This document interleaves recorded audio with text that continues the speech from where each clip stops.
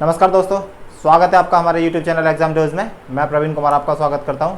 तो दोस्तों, हम गुप्ता डायनेस्टी पढ़ रहे थे और मोस्टली जो है गुप्ता डायनेस्टी को हम ख़त्म कर चुके हैं। दो चीज़ें बची हैं, जैसे कि हमने पहले शासक जो थे वह पढ़ लिए थे। उसके बाद हमने गुप्त काल में शासन व्यवस्था कैसे चलती थी, मतलब प्रशासन कैसे चलता था, एडमिनिस्ट्रेशन, वह हम पढ़ चुके हैं। साथ में अर्थव्यवस्था, that is economy during Gupta period, वह भी पढ़ चुके हैं।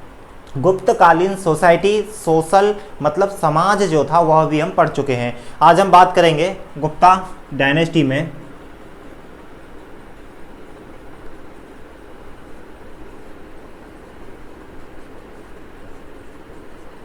गुप्त साम्राज्य। तो गुप्त साम्राज्य में दो टॉपिक बचे हैं जिनको कि आज हम देखेंगे। एक तो गुप्तकालीन धर्म, गुप्तकालीन धर्म मतलब religion during Gupta period, religion during Gupta period. और दूसरा बचा है कला और संस्कृति, कला व संस्कृति मतलब आर्ट एंड कल्चर।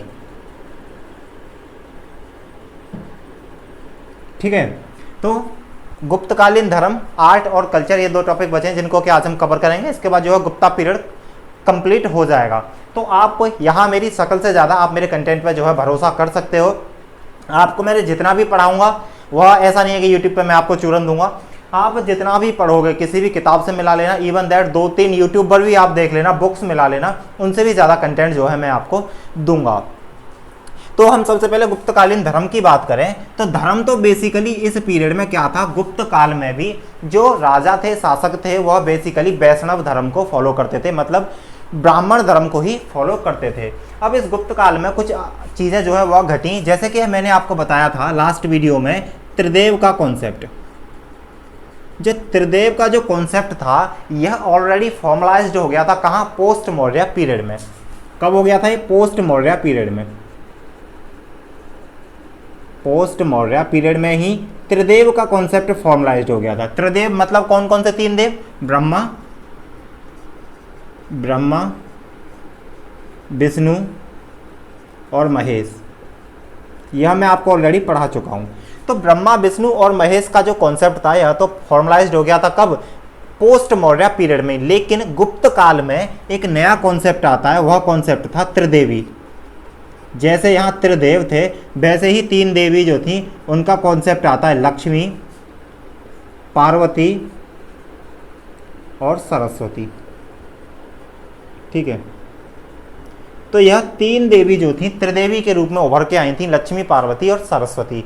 तो त्रिदेव का कॉन्सेप्ट पोस्ट मौर्य पीरियड में, लेकिन त्रिदेवी का कॉन्सेप्ट तो जो था वह फॉर्मलाइज्ड हुआ था कब? गुप्त काल में जाके। नेक्स्ट में गुप्त काल में बात करूं तो यहां पर एक चीज और आई थी, वह क्या था? वह था डिवोशन ऑफ लव। ठीक है, डिवोशन ऑफ लव। और यहां भी किसके लिए लव? भगवान के लिए लव। ठीक है, God, devotion of God, devotion of God. ठीक है, तो डिवोशन ऑफ गॉड जो है उसने सुपरसीड कर लिया था किसको? डिवोशन ऑफ सैक्रिफाइस को। मतलब इसने क्या कर लिया था? सुपरसीड कर लिया था किसको? डिवोशन ऑफ सैक्रिफाइस को, डिवोशन ऑफ सैक्रिफाइस को। तो अब यहाँ सैक्रिफाइस से क्या मतलब है? तो अभी तक जितने भी हमने धर्म पढ़े थे उसमें हम देखते थे क्या कि लास्ट में चलकर अपने परिनिर्वाण को प्राप्त कर लेना, मृत्यु हो जाना या भूखे प्यासे रहते हुए अपने प्राण त्याग देना। तो वह सारे कॉन्सेप्ट जो है भगवान के लिए चलते आ रहे थे। लेकिन गुप्त काल में पहली बार ऐसा हुआ था जिसमें कि डिवोशन ऑफ गॉड मतलब सिर्फ के सिर्फ प्रेयर करना, सैक्रिफाइस की जगह क्या था? जो भगवान की पूजा पाठ आराधना थी उसका कॉन्सेप्ट उभर कर आया गुप्ता डायनेस्टी में। मतलब क्या था कि सैक्रिफाइस ही सब कुछ नहीं है, बस भगवान का डिवोशन करते रहो। इसका कॉन्सेप्ट भी कब उभर कर आया था? तो यह भी आया था गुप्त काल में। एक और चीज जो थी वह था institutionalisation of Hinduism, institutionalisation of Hinduism. मतलब क्या हुआ? इंस्टीट्यूशनलाइजेशन का मतलब क्या? संस्था। अब संस्थाएं बनने लगी थी।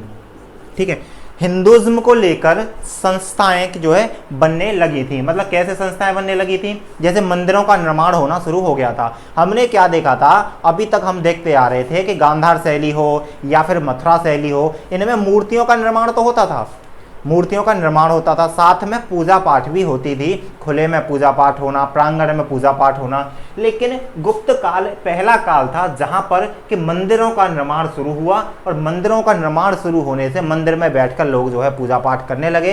तो इस प्रकार से संस्थाएं जैसे कि मंदिर, ठीक है, मंदिर जैसी चीज़ें जो थी वह इस समय उभर कर आई गुप्त काल में। तो धर्म में भी क्या हुआ था, इंस्टीट्यूशनाइजेशन ऑफ हिंदुज्म जो है वह शुरू हो गया था। यहीं पर हिंदुज्म लिटरेचर का भी विकास हुआ था, हिंदूज लिटरेचर का भी जो है विकास यहीं पर हुआ था। साथ में मैं आपको बता ही दिया, जैसे कि वैष्णव धर्म को ये मानते थे, जो राजकीय चिन्ह जो थे, कैसे पता चलता है धर्म के बारे में, कि गुप्त काल में जो भी राजकीय चिन्ह थे उन पर गरुड़ की फोटो होती थी, ठीक है, तो गरुड़ की स्टाम्प होती थी। इससे क्या पता चलता है कि हिंदू धर्म को मानते थे। दूसरा, मंदिरों का निर्माण था, इसलिए क्या था, हिंदू मतलब वैष्णव धर्म को ये लोग मानते थे। साथ में एक सबसे बड़ा जो इंपॉर्टेंट पॉइंट है यहाँ धर्म से रिलेटेड, वह कई बार एग्जाम में पूछा गया है, वह था देवगढ़ का दशावतार मंदिर।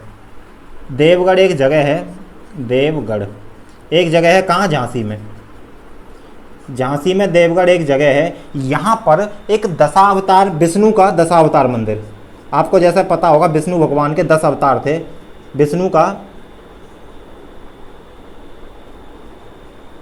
विष्णु का दशावतार मंदिर जो है वह निर्माण हुआ था। तो विष्णु भगवान का दशावतार मंदिर देवगढ़ झांसी में निर्माण हुआ था। इसका कब, गुप्त काल में ही इसका निर्माण हुआ था। और इस 10 अवतार में विष्णु भगवान के 10 अवतार जो थे उसमें भी बराह अवतार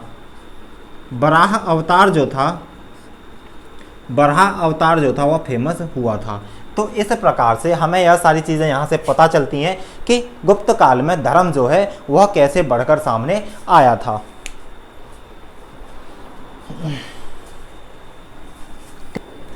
अब हम बात करेंगे किसकी, कला और संस्कृति की। तो कला और संस्कृति जो थी गुप्ता डायनेस्टी में, इसका क्या क्या विकास हुआ, किसकी बात करेंगे हम, कला और संस्कृति की।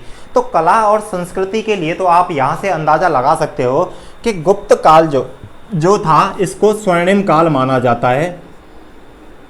भारत का क्या माना जाता है, इसको स्वर्णिम काल माना जाता है। अब स्वर्णिम काल माना जाता है मतलब गोल्डन पीरियड। अब इसको गोल्डन पीरियड क्यों माना जाता है, क्योंकि यह जो समय था गुप्ता डायनेस्टी, इसमें चाहे कोई सी भी कला हो, वास्तुकला हो, साहित्य कला हो, हर चीज़ का मतलब कोई भी चीज़ जो थी उसका विकास हुआ था। किस समय पर, गुप्ता डायनेस्टी में। क्योंकि जितने भी हमारे पुराण थे उन पुराणों का भी अंतिम संकलन इसी पीरियड में जाकर हुआ था, गुप्ता डायनेस्टी में। तो हर टाइप की जो कला थी वह इस समय में अपने उभर कर सामने आई थी। इसीलिए इसका जो है गुप्त काल को कला और संस्कृति के मामले में इसको क्या कहा जाता है, भारत का स्वर्णिम काल। तो इसमें जैसे कि आपको मैं बता दूं स्वर्णिम काल क्यों कहा जाता है, क्योंकि जो नागर शैली थी ना, भवन निर्माण की नागर शैली, आपको मैं बताऊं भवन निर्माण की भारत में 3 प्रकार की शैली नहीं है। तो जो नागर शैली जो थी यह सबसे ऊपर उठकर आई थी। मतलब नागर शैली क्या हुई थी, प्रसिद्ध हुई थी किस समय पर, वह हुई थी गुप्ता डायनेस्टी में। तो जैसे कि नागर शैली जो होती है, आपको बता दूं नागर शैली एक होती है बैसर शैली, और एक होती है द्रविड़ शैली।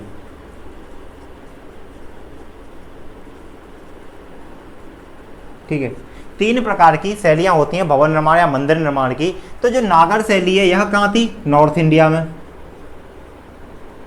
नॉर्थ इंडिया में क्या थी, उत्तर भारत में क्या थी, नागर शैली उत्तर भारत में। और मध्य भारत में कौन सी शैली थी, तो मध्य भारत में थी बैसर शैली। और दक्षिण भारत में कौन सी थी,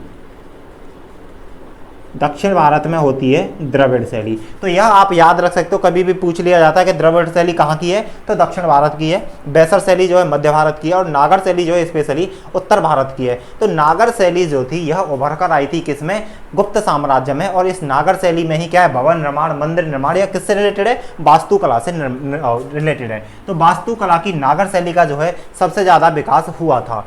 इसी में आर्ट और कला में एक बता देता हूँ, महात्मा बुद्ध जिसके के बारे में हम पढ़ चुके थे, महात्मा बुद्ध जो थे इनकी एक मूर्ति, तो मूर्ति निर्माण जैसा कि मैंने आपको बताया था, चाहे वो कोई सी भी कला हो, गांधार कला थी या फिर मथुरा कला थी, उन सब में मूर्ति निर्माण का कार्य जो है पहले से ही कर चलता आ रहा था। लेकिन गुप्ता डायनेस्टी में मंदिरों का निर्माण स्पेशली हुआ था। तो महात्मा बुद्ध की एक मूर्ति है, महात्मा बुद्ध की एक मूर्ति है जिसमें कि क्या है, महात्मा बुद्ध जो है बैठे हैं, ठीक है, महात्मा बुद्ध बैठे हैं और अपने आसन पे बैठे बैठे जमीन को टच कर रहे हैं। और वह मूर्ति जो है क्या दिखाती है, वह पोजीशन दिखाती है कि किस प्रकार से महात्मा बुद्ध जो है वह पृथ्वी माता से, ठीक है, पृथ्वी को क्या माना गया था, एक तरह से माता, कि पृथ्वी माता से वह एनर्जी प्राप्त कर रहे हैं। तो महात्मा बुद्ध की जो जमीन को छूती हुई मूर्ति है वह भी कहाँ हुई थी, फेमस हुई थी। साथ में कला और संस्कृति में मैं आपको बता दूं, अजंता की गुफाएं, अजंता की गुफा और बाघ गुफा, अजंता गुफा और बाघ गुफा, इनकी चित्रकारी जो है यह भी फेमस हुई थी। चित्रकारी का काल भी कौन सा माना जाता है, इन दोनों की चित्रकारी का काल, यह भी गुप्ता डायनेस्टी को माना जाता है। मतलब कौन सी चित्रकारी, गुप्ता डायनेस्टी में चित्रकारी जो है अजंता गुफा की और बाघ गुफा की हुई थी। जैसे कि आप जानते हो अजंता गुफा जो है औरंगाबाद में है, कहाँ, महाराष्ट्र, औरंगाबाद महाराष्ट्र, और बाघ गुफाएं जो है एमपी में स्थित हैं, मध्य प्रदेश में। तो इन दोनों की चित्रकारी जो हुई थी, इन गुफाओं में जो चित्र बने थे वह किस काल में बनाए गए थे, तो गुप्त काल में बनाए गए थे। यहाँ मैं आपको बता दूं कि अजंता जो गुफा है इसमें टोटल 29 गुफाएं हैं, और 29 गुफाओं में से 16वें नंबर की गुफा और 17वें नंबर की गुफा, यह जो है सबसे ज़्यादा फेमस हुई थी। 16वें नंबर में जो है भरशासन नारी, एक भरशासन राजकुमारी की चित्रकारी है, इसमें भरशासन राजकुमारी की चित्रकारी के लिए फेमस है। और 17वीं जो है यह थी बौद्ध भगवान के जीवन की कलाकृतियाँ, बौद्ध भगवान के जीवन से जुड़ी हुई कलाकृतियाँ, तो उनके लिए फेमस है। तो गुफाओं की चित्रकारी भी इसी पीरियड में हुई थी। साथ में मैं आपको बता दूं, जो साहित्य है, साहित्य के लिए भी इसको स्वर्णिम काल माना जाता है। कौन से को, गुप्ता डायनेस्टी को, मतलब गुप्त साम्राज्य को भारतीय साहित्य का भी स्वर्णिम काल माना जाता है, क्योंकि जितने भी पुराण थे उनका अंतिम संकलन जो है गुप्त साम्राज्य में हुआ था। और इसी साम्राज्य में बड़े बड़े जो थे साहित्यकार इसी साम्राज्य में मिलते हैं। जिस प्रकार से आप देखोगे कालिदास का नाम, तो कालिदास जैसे साहित्यकार, कालिदास जैसे साहित्यकार जो थे वह इसी समय पर थे जिन्होंने क्या लिखी थी, अभिज्ञान शाकुंतलम, अभिज्ञान शाकुंतलम, मालविका अग्निमित्रम, मालविका अग्निमित्रम, ठीक है, मालविका अग्निमित्रम, कुमार संभव, कुमार संभव। तो इस प्रकार के जितने भी साहित्य थे वह कालिदास द्वारा लिखे गए थे, किसमें, गुप्ता डायनेस्टी के समय पर। तो इस प्रकार से गुप्ता डायनेस्टी को साहित्य का भी स्वर्णिम काल माना जाता है। तो इस प्रकार से आज गुप्ता साम्राज्य जो है वो हम समाप्त करते हैं। उम्मीद करता हूँ आपको समझ आया होगा। अगर आपको हमारा वीडियो अच्छा लगा हो तो चैनल को लाइक, शेयर एंड सब्सक्राइब जरूर करें। Thank you.